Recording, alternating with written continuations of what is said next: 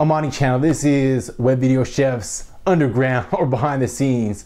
So you've probably been watching my tutorials, and I have a desk that has a monitor and some computer and microphone and all that. Well, guess what? I chanced into a brand new desk. It was actually donated to me by my good friend Sela Abrams, who just moved to California. He's in San Diego, so congratulations and thank you, Sela.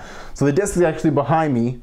Which way? Yes, it's this way, all right? And so I've already set up the desk. I gotta thank my man Trey Thomas, who's a voiceover guy and a broadcast friend of mine, who helped me put it together. It took us about a couple of hours and we didn't have directions. So yeah, that could have been a video all into itself. All right, so what I'm gonna do is I'm gonna clear off one desk and transfer all my production stuff to this desk. And hopefully along the process, I'm gonna sort of explain to you my gear, my setup, etc. All right, keep it right here on webvideochefs.com.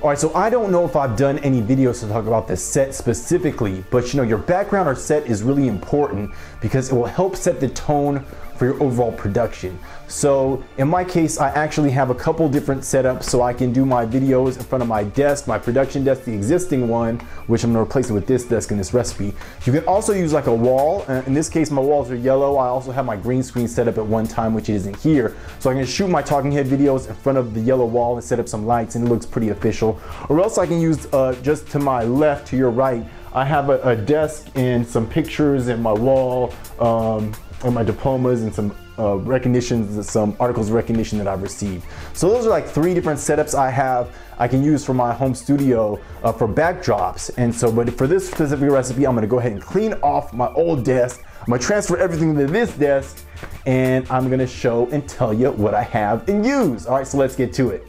All right, so here's my desk as you know it. And a couple of things, you can see that my desk actually faces the window, which isn't necessarily a bad thing, except you don't want to ever, like this is backlight, so this makes everything kind of silhouette-ish, right? And so it's always important to control the light. So if I were shooting right now, I try to close the blinds as much as possible and throw up some additional lights in the room, which I'm not gonna do, all right? But this is basically my original desk that I've been using for a few years. So we can see to the right, I have a monitor set up. So that's a monitor setup. Forgive me, ESPN, but I am rebroadcasting right now. You can see it's on top of a Samson speaker, which is basically what I use for my monitors. It's just these are really affordable monitors here. All right, this is the other speaker here. And of course, on top of my speakers, I have some old camera memorabilia as well as my mic flags from my news days. Of course, I have my computer, which is an old school MacBook Pro. Yeah, I know it's kind of old school, but it still gets it in. Kind of slowing down, but she's been faithful to me and has never failed me. So I'm still rocking her till the wheels fall off, or till the drives fall off at least. All right, so this is basically the microphone. As you can see, it's in my boom stand once again, and it has the pop filter here, and it has a windscreen there, all right? And then in addition to that, I have a little mixer, audio mixer, which I don't use too much. That was courtesy Trey Thomas, my homeboy. Then I have a Duet. I don't know how well you can see, but this is the audio breakout box that I use for my Electro Voice RE20, which is my studio microphone. It's this baby here. I don't know if you can see it, but this is my big baby. The RE20 is a professional broadcast microphone that I use whenever I'm doing professional voiceovers. And so I use the Duet, which is right here. This little breakout box. It has a FireWire interface, so I use that there. And then I have an array of hard drives here, all right? So that's basically what's on my desk. Basically all the gear that I use to do video production. So my Mac does the editing, this captures the audio, and then I have the speakers to monitor, and then I have the hard drives which back everything up. So that's basically what you need if you want to do like a video production in a home studio. So that's just my setup. That's basically it. Now I have a tendency to let my desk get cluttered, and it's not good to show a cluttered desk, but hey, it's moving day, so it's not so bad. So what I'm gonna do is I'm gonna disconnect everything, and I'm gonna put everything on the new desk, and then we should be good to go. It should look a lot more official too. All right, so that's what we're gonna do now.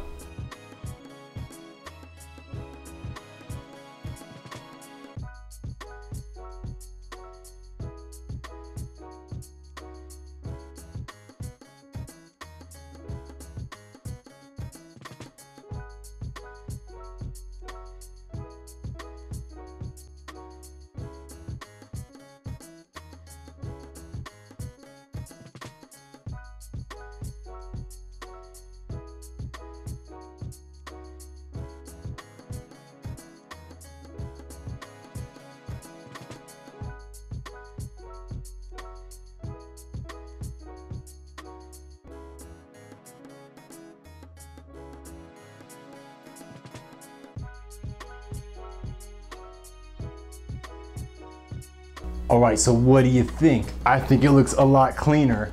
Love the desk, love the black, the silver. It looks really official. There's only one thing left to do, and that's clean up the floor, because it looks kind of like C3PO was living here. Then I gotta roll this desk up against the wall, and then we'll be good to go.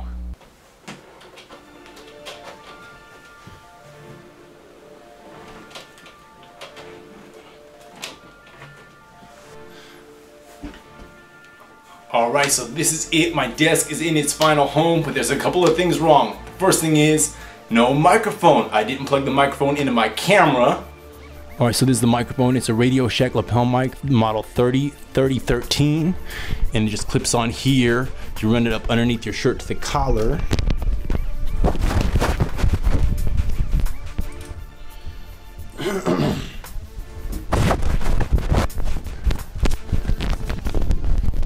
Alright, so just clip it on. This won't be the prettiest because I can't really see what I'm doing, but you'll get the picture. So the mic is clipped on. This is about a $33 microphone, so you know, if you don't have anything, any mic is better than no mic at all, as you can hear, hopefully. Oh. Alright, so the mic was on. That's another good sign. Then have a little umbrella light set up here. Bring it a little bit closer. All right, so now I'm ready to record a talking head vlog. So if I want to do something from my studio, I can just connect my camera to the tripod, microphone, a little light, and I'm ready to go. Okay, a few things. You can see the shots that I selected to tell this story. I selected wide, medium, and tight shots pretty much of all the action. You want to hold the shots as still as possible. Frame it using the rule of thirds. Always choose the best clips, the most steady, stable footage, and the shots that are still. All right, that's always what you want to do. And then voila. You'll be cooking up great video production recipes. Amani channel. Check out our website, webvideochefs.com, where you can download your free mobile production guide. It's a storyteller's guide for mobile video if you want to create iPhone or Android videos.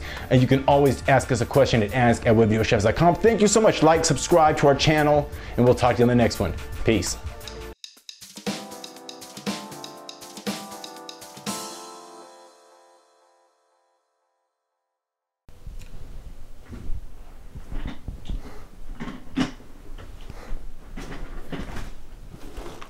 Just trying to get the framing right. So the idea is you want to be in a third of the frame for a talking head video. In this case, I'm trying to be in this third of the frame, so I'm just using my viewfinder here. All right, so I'm ready to go. And 3, 2. Man, it's a nasty sound. Hope that's not coming through the audio. Check, check, check, check. All right, we'll see. And 3, 2, 1. Amani channel. This